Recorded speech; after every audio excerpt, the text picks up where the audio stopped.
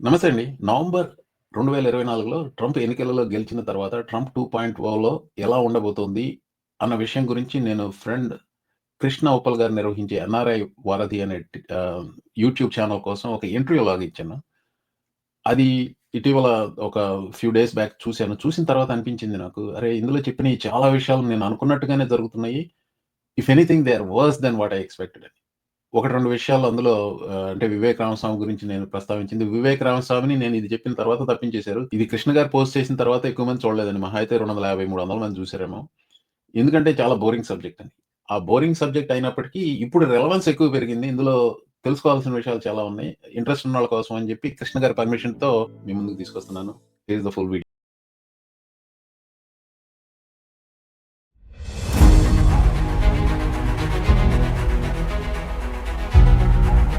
If your social security number starts in an even number, and if it starts with an odd number, you're out.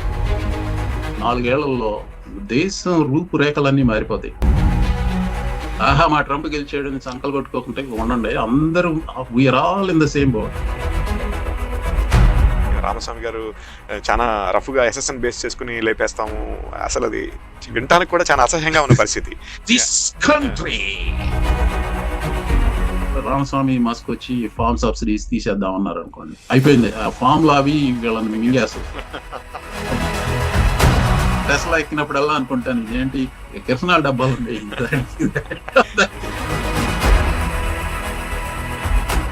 Welcome to our channel. ఇవాళ మన guest Mohan వెనిగల గారు. ఆయన George mason యూనివర్సిటీలో ప్రొఫెసర్గా చేస్తున్నారు దాదాపుగా 25 ఏళ్లుగా. అట్లాగే 2007లో ఫస్ట్ టైం ఒక టాక్ షో ఇంటర్నెట్లో తెలుగు వారి కోసం ప్రవేశపెట్టింది కూడా ఆయనే. ఆ తర్వాత మోహన మురళి, గానలహరి ఇంటర్నెట్ రేడియో షోతో కూడా ఆయన చాలా సుపరిచితులు. దాదాపుగా 8 సంవత్సరాలు ఈ షో ఆయన రన్ చేశారు. మోహన్ గారు నమస్కారం అండి. నమస్తే అండి. మోహన్ గారు, thank you for your time. ఇవాళ మీతో మేము మాట్లాడడానికి ఈ ప్రాజెక్ట్ 2025 అనే టాపిక్ తీసుకొస్తున్నాను మోహన్ గారు. మీరు చాలా సూక్ష్మంగా పరిశీలన చేస్తుంటారు, అట్లాగే విశ్లేషణ కూడా చేస్తుంటారు ఇక్కడ పాలసీస్ మీద. దీని గురించి మాట్లాడదామా? ష్యూర్, నాకు తెలిసినంత వరకు మాట్లాడదాం. దాదాపుగా చూస్తున్నామండి, అంటే ఇప్పుడు ట్రంప్ ఫస్ట్ అడ్మినిస్ట్రేషన్లో ఉన్న వాళ్ళే ఈ ప్రాజెక్ట్ 2025 చేయడానికి కూడా ఇనిషియేట్ చేయడానికి కూడా మెయిన్ రీజన్స్ అనేది చాలా న్యూస్ కూడా మనం చూస్తున్నాం. మళ్ళీ ఆ టీం మీద ఇప్పుడు మళ్ళీ ఇన్వాల్వ్ అయ్యే పరిస్థితి కూడా కనపడుతుంది. ఎట్లా ఉంటాయండి సాధ్యాలు, ఎలా ఉంటాయి అంటారు? సాధ్యాలు అసాధ్యాలు ఈ పాలసీ మీ విశ్లేషణ ఏంటి? అంటే ఏ దృక్పథంలో అనేది చూడాలి కదా మనం. అంటే ఈజ్ ఇట్ మన భారతీయులకి ఎలా ఎఫెక్ట్ అవుతుంది, లేకపోతే అమెరికన్స్కి ఎలా ఎఫెక్ట్ అవుతుంది, అమెరికాలో ఉంటున్న భారతీయులకి ఎలా ఎఫెక్ట్ అవుతుంది, 3 రకాలుగానే ఆలోచించి 3 కోణాల్లో చూడొచ్చు. జనరల్గా ఏంటంటే నేను అనుకున్నది, నేను ఈ ప్రాజెక్ట్ 25 అందరి నోట్లో నానటానికి ముందు దాదాపు ఇది ఎప్పుడంటే ఇప్పుడు నవంబర్ నెల కదా, లాస్ట్ డిసెంబర్లో నేను ఒక క్రిస్మస్ పార్టీలో ఎవరితోనో, I mean colleagues, these are my professor colleagues, వాళ్ళతో ప్రస్తావించినప్పుడు చాలా పొలిటికల్గా అవేర్ వీళ్ళందరూ. సో వాళ్ళకి కూడా నేనేం మాట్లాడుతున్నాను అర్థం కాలేదు. So that's what I was watching. ఏంటంటే 2023 దాదాపు జూన్, జూలై, ఆగస్ట్ ఆ ప్రాంతంలో మొట్టమొదటిగా నేను దీని గురించి వచ్చిన వార్తలన్నీ పరిశీలిస్తున్నాను అనమాట. సో బాటమ్ లైన్ ఏమైందంటే, దానికి ఈ సంవత్సరంలో ఈ ఎన్నికల ప్రచారం బాగా ఉధృతంగా సాగుతున్న టైంలో దానికి ప్రామినెన్స్ బాగా వచ్చింది. Try to remember her name. ఒక సెలబ్రిటీ ఏదో ఒక అవార్డ్ సెరమనీలో, ఎగ్జాక్ట్ గుర్తులేదు, I'm not that much attune to the pop culture. Project 25 Google it అంది. ఆ తర్వాత విపరీతంగా గూగుల్ సెర్చ్ పెరిగినాయి. So that may have been the trigger point దీనికి అవేర్నెస్ రావడానికి. అసలు ప్రాజెక్ట్ 25 అనేది ఒక 900కు పైగా ఉన్న పేజీలు ఉన్న ఒక డాక్యుమెంట్. దాన్ని యాక్చువల్గా బైండ్ చేసి పెద్ద బైండర్, అది ఫ్యాన్సీ దాంట్లో పెట్టి, అది యాక్చువల్గా మీరు you can Google it and can go to that report and then read it. So దాంట్లో ఒక ప్రణాళిక వేసుకున్నారు వీళ్ళు. ఇదేంటి, గత ట్రంప్ అడ్మినిస్ట్రేషన్ లో ఎక్కువ పనిచేసిన వాళ్ళు, వీళ్ళంతా ఒక రకమైన ఇంటలెక్చువల్స్, థింక్ ట్యాంక్ పీపుల్ అంటారండి వీళ్ళకు పథకాలు ఉంటాయి. ఇప్పుడు ట్రంప్ వచ్చేసరికి నాయకుడు, అతనికి ఒక సిద్ధాంతాలు కానీ ఏమి లేవు. నేను నా పర్సనల్ ఒపీనియన్సే చెప్తున్నాను ఇక్కడ. సిద్ధాంతాలు కానీ ఒక గవర్నింగ్ ఫిలాసఫీ కానీ అలాంటివి ఏం లేదు. సో అతన్ని అడ్డుగా పెట్టుకొని ఈ గ్రూప్ వాళ్ళు ఇది ఒక రైట్ వింగ్ ఐడియాలజీ అండి. ఇది రైట్ వింగ్ ఐడియాలజీ. ఇప్పుడు రకరకాల లేబుల్స్ పెడతారు, కన్జర్వేటివ్స్ అని, రైట్ రిలీజియస్, ఏదైనా ఏ రకమైన లేబుల్ అని చెప్తారు. Right wing and left wing అనేది మాత్రం నేను కంఫర్టబుల్ ఫీల్ అయ్యే లేబుల్స్. రైట్ వింగ్ అంటే ఒక రకమైన ఎక్స్ట్రీమ్ లో ఉంటారు, లెఫ్ట్ వింగ్ అనేది ఇంకొక రకమైన ఎక్స్ట్రీమ్ లో ఉంటారు. సో అలా అనుకుంటే వీళ్ళు రైట్ వింగ్ ఎక్స్ట్రీమ్స్ అనమాట, మధ్యలో ఉండేవాళ్ళు కాదు వీళ్ళు. వీళ్ళకు ఒక పథకాలతో వచ్చారు. ఏ పథకాలు మీకు చాలా ఉన్నాయి. నాకు ఎడ్యుకేషన్కి సంబంధించింది, నేను I'm not involved but I'm facing it నా వర్క్లో. ఎడ్యుకేషన్కి సంబంధించింది, అందులో చాప్టర్ 11, అది ఆ చాప్టర్ 11 రాసిన అమ్మాయి, పేర్లు ఎందుకు కానీ ఇక్కడ, అమ్మాయి మా బోర్డ్ ఆఫ్ విజిటర్స్లో విజిటర్ అంటారు. విజిటర్ అంటే ఇది ఇప్పుడు కార్పొరేట్లో ఉండే బోర్డు మెంబర్లనే మాకు యూనివర్సిటీలో ఉండే వాళ్ళని విజిటర్ అంటారు. రాష్ట్రాన్ని బట్టి ఉంటుంది. ఈ ఎడ్యుకేషన్కి సంబంధించి నాకు కొంత అవగాహన ఉంది కాబట్టి అక్కడే మొదలు పెడదాం. వాళ్ళు ఏమంటున్నారు, ఆ ఎడ్యుకేషన్కి సంబంధించిన దానికి డిపార్ట్మెంట్ ఆఫ్ ఎడ్యుకేషన్ని రద్దు చేయాలి. డిపార్ట్మెంట్ ఆఫ్ ఎడ్యుకేషన్ రద్దు చేసి ఏంటి, ఇక్కడ ఈ వాదనలు ఏంటో చెప్తానండి. ఇప్పుడు అబార్షన్ ఇష్యూ మీరు తీసుకుంటే, అబార్షన్ ఇష్యూ ఏం చేశారు సుప్రీంకోర్టు వాళ్ళు, నేను బేసికల్ గా సుప్రీంకోర్టులో 905 క్యాథలిక్స్ అనుకుంటా, whatever, so but there all Christians. Religious ideology వాళ్ళది, అది తీసుకొచ్చి అదే ఆడవాళ్ళకి వాళ్ళ దేహం మీద హక్కు లేదని చెప్పేసి ఇది రాష్ట్రాల హక్కు అని చెప్పి పక్కకు పంపించారు. మీరు ఎన్ని రకాలుగా దాన్ని వాదించినా కానీ దానికి బేస్ మాత్రం రాష్ట్రాలు నిర్ణయించాలి, ఇది మనం నిర్ణయించేది కాదు అన్నారు. మానవ హక్కులు రాష్ట్రాలు నిర్ణయించేది ఏంటండి? ఆడదానికి తన దేహం మీద తనకు హక్కు లేదు కానీ రాష్ట్రానికి ఉందా? అలాగే టెక్సస్ లో తీసుకుంటే, మీరు ఎవరన్నా నైబర్ అబార్షన్ చేసుకుందంటే ఆవిడ మీద ఫిర్యాదు చేస్తే వీడికి 10,000 రూపాయల రొక్కం వస్తుంది. అలాంటి లాస్ పాస్ చేసే రాష్ట్రాల హక్కుల పేరుతో. అలాగే ఈ ఎడ్యుకేషన్ కూడా రాష్ట్రాలకి పంపించాలి అని, ఎడ్యుకేషన్ డిపార్ట్మెంట్ రద్దు చేయాలి. ఇలాంటి పథకాలు ఉన్నాయన్నమాట అందులో. ఇంకొకటి అబార్షన్ సంబంధించిందే ఇంకొక నియంత్రణ అందులోది, ప్రాజెక్ట్ 25లో ఉండేది ఏంటంటే, ఆడవాళ్ళకి మంత్లీ వచ్చే పీరియడ్స్ ని మానిటర్ చేయడానికి, అందులో ముఖ్యంగా గర్భంతో ఉన్న ఆడవాళ్ళకి చేయడానికి వాళ్ళకు ఒక పథకం ఉంది అందులో. సో ఇలాంటివి చాలా అంశాలు ఉన్నాయి అన్నారు. చాలా డ్రాకోనియన్ అంటారు వీటిని. డ్రాకోనియన్ అంటే ప్రళయకాలం లాంటిది.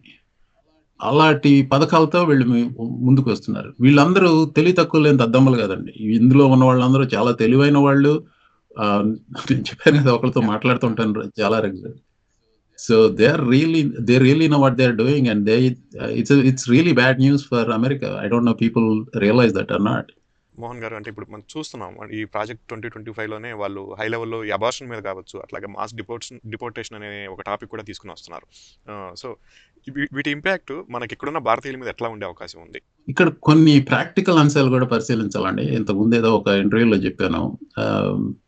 ఒకటి, డిపోర్టేషన్స్ మొత్తం భారతీయులను పక్కన పెట్టి అసలు డిపోర్టేషన్ గురించి మాట్లాడదాం. 20 మిలియన్ పీపుల్ ఇల్లీగల్ గా వచ్చారు అంటున్నారు, గివ్ ఆర్ టేక్. అది అంచనాలు ఎట్లా ఉన్నాయో నాకు తెలియదు. 20 మిలియన్ కాదు, 15 మిలియన్ అనుకున్నాం, వాట్ ఎవర్ ఇట్ ఈస్. ఇంతమందిని డిపోర్ట్ చేయటం అనేది సాధ్యం కాదు, చేయలేరు. కాకపోతే మీరు ఒకటి గమనించాలి, ట్రంప్ చాలా టీవీ సావి. అతనికి అంత సూక్ష్మ అవగాహన ఉంది, ఎలా ఫోటో చేస్తే ఎలా ప్రజల్లోకి వెళుతుంది అనేది. ఆ అప్రెంటిస్ షో చేసినప్పటి నుంచి తనకి బాగా అబ్బిందనమాట. మీరు ఒక ఉదాహరణ చెప్తాను.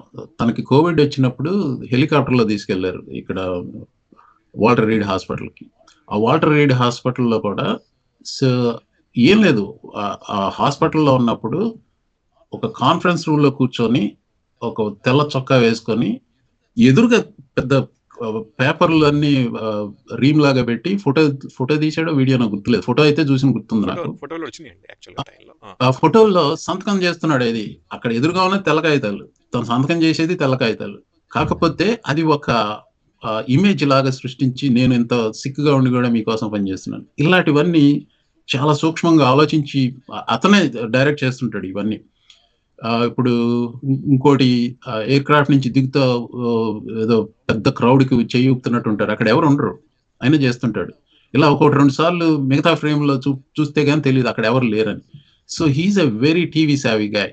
అందుకని నేను అనుకునేది ఏంటంటే ఈ డిపోర్టేషన్స్ విషయంకి వచ్చేసరికి he will stage some deportations కి ఇవన్నీ చేసి తను గట్టిగా స్టెప్స్ తీసుకుంటున్నట్లు చేసి ఉన్నారు కదా ట్రంప్ సపోర్టర్లు, అతను ఏది చెప్తే అది నమ్మేవాళ్ళు. అది ఇది మూడు పిల్లలకి మధ్య, అమ్మ కూతుళ్ళకి మధ్య, తల్లి బిడ్డలకి మధ్య పెట్టిన ఈ ఉన్నాయి చూసారా, ఈ టెంపుల్ అయితే ఎట్లా చేసుకొచ్చాడో, it's going to get worse నేను అనేది.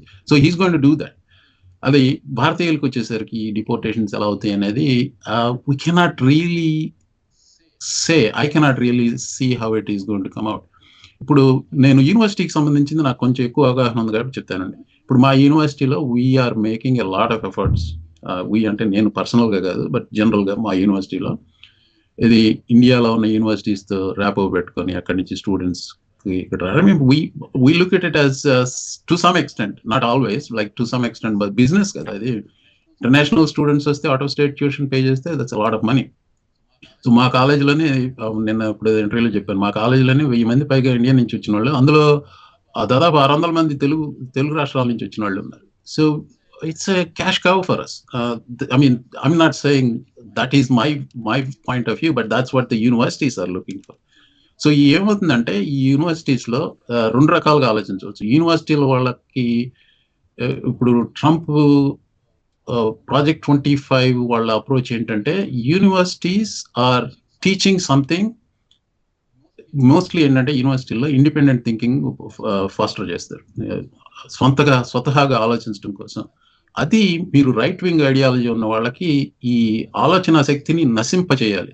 అది నశింపచేయాలంటే యూనివర్సిటీలని క్షీణించేలాగా తీసుకురావాలి. దిస్ ఈజ్ హంగరీలో విక్టర్ ఆర్బాన్ ప్రవేశపెట్టిన ఒక పథకం అన్నమాట. ఆ పథకాన్ని ఇక్కడ అమలు చేస్తున్నారు. సో ఇలా ఇండియన్ స్టూడెంట్స్ అందరినీ పంపించేస్తే మరి యూనివర్సిటీస్కి నష్టం. యూనివర్సిటీకి నష్టం అయితే దానికి రిపర్కషన్స్ ఉంటాయి. ఎంతవరకు వెళ్ళగలరు? ఇప్పుడు వాళ్ళ పథకం ఫలిస్తుందా? ఏది యూనివర్సిటీల ప్రాపకాన్ని తగ్గించగలుగుతారా? అలాగే సో అలా బేరీజ్ వేసుకుంటారు అనుకుంటున్నాను. బట్ ఓవరాల్గా ఇంకొంచెం స్టెప్స్ వెనక్కి తీసుకొని చూస్తే అంత ఘోరంగా ఉండకపోవచ్చు అనేది నా అభిప్రాయం. ఎందుకంటే at the end of the day ఈ రైట్ వింగ్ ఐడియాలజీస్ అందరూ there also they want businesses to succeed. Maybe not universities are more of a non profit organizations కదా, but businesses to succeed. But if they see it as a business, then they will not be that forceful. 20 million deportations జరగవు. ఒక 1000 మందిని 2000 మందిని చేసి ఇది ఇక్కడ Washington డీసీలో June 2020లో అదే photo op చేశాడు చూసారా, బైబుల్ హోల్డింగ్ ఏదో పెట్టి, అలాంటిది ఏదో చేస్తాడు, రోడ్ చేస్తాడు. దాంతో జనాలు గగ్గోలు పెడతారు, వెనకాల మాత్రం అంత ఎక్కువగా ఉండదు. అలాగే భారతీయుల స్టూడెంట్స్ మీద పడకపోవచ్చు. అంటే నేను స్టూడెంట్స్ మీద ఎందుకు ఫోకస్ చేస్తున్నానంటే నాకు ఎక్కువ తెలుసు కాబట్టి, నాకు యాక్సెస్ ఎక్కువ ఉంది. అంటే అది జరగకపోవచ్చు, కానీ ఒకవేళ జరిగినా కానీ అది ఫోటో ఆప్ కోసం చేస్తాడు. అది నా భావన. ఓవరాల్గా ఏంటంటే ప్రాజెక్ట్ 25 అనేది ఇట్స్ రియలీ బ్యాడ్ న్యూస్. ఎవరైనా కానీ వచ్చి అది స్టేట్స్ రైట్, ఇది ఎవరో కాదు, నా ఫెలో ప్రొఫెసర్ ఒక ఆయన చెప్తున్నాడు ఎడ్యుకేషన్ డిపార్ట్మెంట్ రద్దు చేస్తారు మీకు ఓకేనా అంటే, స్టేట్స్ రైట్ ఏం మాట్లాడుతున్నారండి మీరు? స్టేట్స్ రైట్ అనేది సివిల్ వార్కి దిగింది స్లేవరీ గురించి అండి, మీకు అది కూడా తెలియట్లే. స్టేట్స్ రైట్సా? ఉమెన్స్ బాడీ మీద స్టేట్స్ రైట్సా? ఎడ్యుకేషన్ మీద స్టేట్స్ రైట్సా? ఏం మాట్లాడుతున్నారు? Civil rights, I mean education అనేది అందరికీ ఉండాల్సిన హక్కు అండి. దాన్ని వెళ్ళి స్టేట్స్ రైట్స్ అంటే, ఐ మీన్ అలబామాలో ఎంతమందికి అన్ని హక్కులు ఉన్నాయండి? ప్రాజెక్ట్ 25 గురించి కంక్లూడ్ చేయడం అంటే, సో నేను అనేది ఏంటంటే ఒకటి, అన్ని విషయాల్లో నా దగ్గర సమాధానం ఉంటుందని నేను అనుకోను. ప్రాజెక్ట్ 25కి సంబంధించిన వరకు ఈ అబార్షన్కి సంబంధించి చెప్పాను, ఎడ్యుకేషన్కి సంబంధించి చెప్పాను, మీరు ఇమిగ్రేషన్కి సంబంధించి ఇలాగే ప్రతి దాంట్లోనూ వాళ్ళకు ఒక పథకం ఉంది. ఆ పథకాన్ని ఏంటంటే డ్రాకోనియన్. ఇప్పుడు షెడ్యూల్ ఎఫ్ అని ఒకటి ఉంది, అది ఫెడరల్ ఎంప్లాయీస్ కి. షెడ్యూల్ ఎఫ్ ఎంప్లాయీస్, ఈ ఫెడరల్ ఎంప్లాయీస్ కటింగ్ అనే దాని మీద చాలా వైరల్ నోట్స్ కూడా వచ్చినాయి. రామస్వామి గారు చాలా రఫ్గా ఎస్ఎస్ఎన్ బేస్ చేసుకుని లేపేస్తాము, అసలు అది వినటానికి కూడా చాలా అసహ్యంగా ఉన్న పరిస్థితి. అసలు ఎంతవరకు అసలు అంట మాట్లాడతాడు రామస్వామి వాడు అవి మీరు చాలా గొప్పగా అతనికి గౌరవం ఇచ్చి మాట్లాడుతున్నారు. నాకైతే అతని Yeah, మీద yeah. అతని గౌరవం లేదు. సో తెలివైనాడు, అంతవరకు చెప్పగలను. చాలా తెలివైనాడు, పరమ ఆ నికృష్టుడు. పర్టికులర్ స్టేట్మెంట్ ఎనీవే, చూస్తే నాకు సో చాలా ఫన్నీగా అనిపించింది SSN బేస్డ్ మీద. ఫన్నీగా కాదండి. I mean it's funny until it effects you personally. Anything. అది రామస్వామి మస్క్ లాంటి పుస్కి, నేను మస్క్ ఒక పుస్కి అంట. బై ద వే, నా గతంలో మోహన్ మురళి గానలాయర్ ఉన్న వాళ్ళకి తెలిసిన నా నైజం ఏంటో, నేను నా మనసులో ఉన్నది చెప్పడానికి వెనకాడను. Anyway, I mean also I know, at least I like to think I know what I'm talking about. నాకు తెలియకపోతేనే మాట్లాడను. సో అది ఒకటి గుర్తుపెట్టుకోండి, మీ ప్రేక్షకులకి అది చెప్తున్నాను. సో ఎనీవే, రామస్వామి మస్క్ ఈ ఫెడరల్ ఎంప్లాయీస్ గురించి అనేది ఓకే.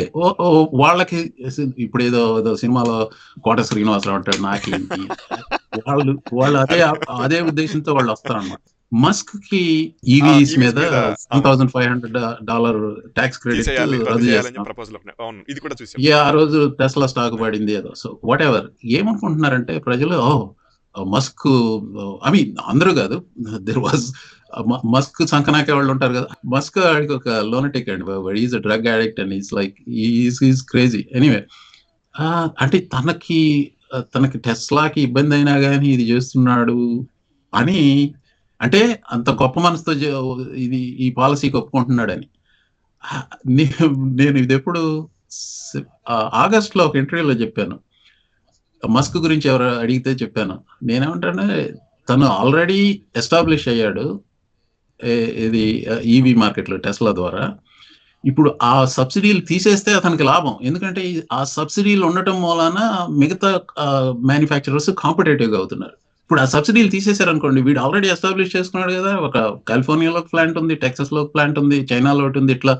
సో అందులో వాడి batteries this one of the best అని చెప్తారు. కార్లు దరిద్రం కానీ బ్యాటరీస్ మంచి అని చెప్తారు. So whatever, he has the competitive advantage. So he can bear some loss initially because of lack of subsidies. ఆ సబ్సిడీస్ వల్లే బతికాడండి వాడు.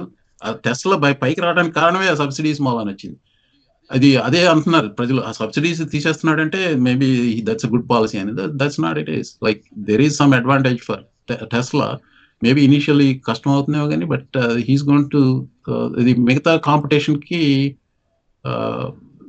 డిసడ్వాంటేజ్. అది ఎందుకంటే టెస్లా అనేది నిలబడిపోయిన కంపెనీ ఆల్రెడీ మార్కెట్ లో, ఇవాళ దాని గురించి చెప్పాల్సిన అవసరం లేదు. అది వేరే విషయం.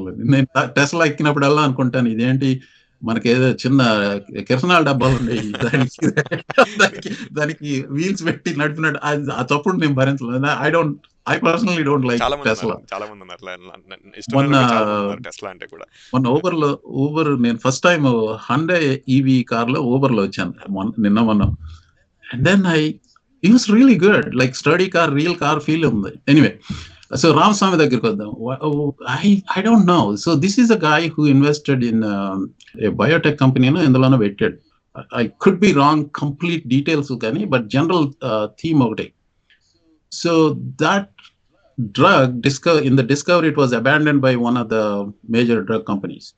దాన్ని కొనేసి దాన్ని హైప్ చేసి అది చేసి స్టాక్ మార్కెట్ లో తన కంపెనీకి పెట్టేసి బోల్డ్ డబ్బులు సంపాదించుకుని బయటకు వచ్చేసాడు. బయటకు వచ్చేసిన తర్వాత స్టాక్ డమ్మును పడిపోయి. It's like okay, I mean it was fair. I'm not saying there is anything wrong in what he did, but bottom line is he's an unscrupulous a-hole. So that's what he is. And then 2021 January 6th అప్పుడు Trump గురించి చాలా critical గా మాట్లాడాడు.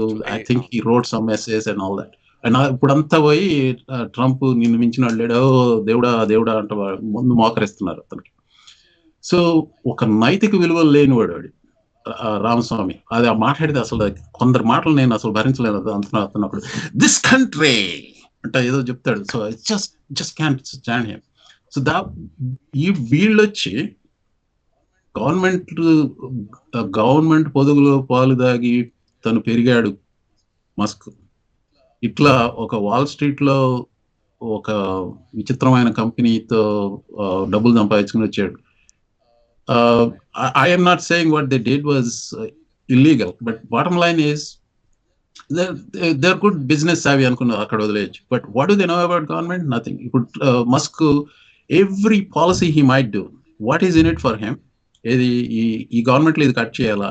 ఇప్పుడు నాసాని cut చేసాడు అనుకోండి Musk, if he proposes it, are you not going to question his motive? ఇప్పుడు తన స్పేస్ ఎక్స్ ఉంది, so in what way SpaceX is going to benefit from NASA cuts? ఈ బిజినెస్ అంతా తీసుకెళ్ళి అక్కడ పెట్టుకుంటారు, నాసా బడ్జెట్ అంతా తీసుకెళ్ళి ప్రైవేటైజ్ చేస్తూ ఉంటారు. That is what he's going to do. So సరే కట్ చేయాలి అనుకుందాం. Let's start one thing. ఇప్పుడు రిపబ్లికన్ సెనేటర్స్ ఉన్నారు కదా, టేక్ అయోవా, జోనీ ఎర్న్స్ట్ ఉంది. ఆవిడ గవర్నమెంట్ పోర్క్ కట్ చేయాలి అంటది. Okay, Joni Ernst, let's talk about it. Why don't we cut the subsidies for farmers who are given subsidies to grow corn, to make ethanol, to put it in our cars, right? That's what, I mean, this is an area of my research in the air quality. It does nothing to the fuel other than adding to the cost of the fuel. So why don't we do that? So this is all like politics. వచ్చి వీళ్ళనే cuts, ఈ governments అనేది నార్మల్గా resist చేయని వాళ్ళకి మాత్రం తడి పడుతుంది. ఇప్పుడు ఈ లెట్స్ సే రామస్వామి మస్క్ వచ్చి ఫార్మ్ సబ్సిడీస్ తీసేద్దాం అన్నారు అనుకోండి, అయిపోయింది. ఆ ఫార్మ్ లాబీ వీళ్ళని మింగేస్తుంది. ఫార్మ్ లాబీకి వీళ్ళు ఏం చేయలేరు. ట్రంప్ ఏమంటాడు, అంటాడు, వీళ్ళని పంపించేస్తారు. So this is how it is going to happen. So my whole point is they are going to do something, but it will only affect the people who cannot fight it, and they cannot do anything to these lobbyists, they cannot do anything to these strong Republican senators. Illati vallandarni, there is nothing they can do. But overall 4 ఏళ్లలో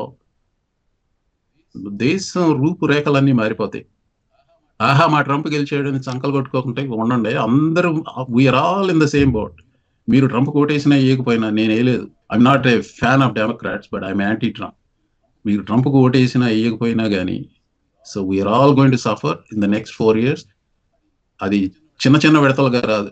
ఏదో ఒక bad policy, terrible policy is going to impact all of us, and he has a bunch of them. It can be tariffs, it can be a whole bunch of things that are coming out of Project 25. I don't know which one, but it's going to be bad. Thank you Mohan గారు, చాలా విషయాలు discuss చేశారు ఇవాళ. And మళ్ళీ కలుద్దాం మంచి టాపిక్తో మీతో. Thank you for your time. Sure, Andy. Thank you. I hope I didn't offend anybody. So లేదండి, it's all good, and thank you very much.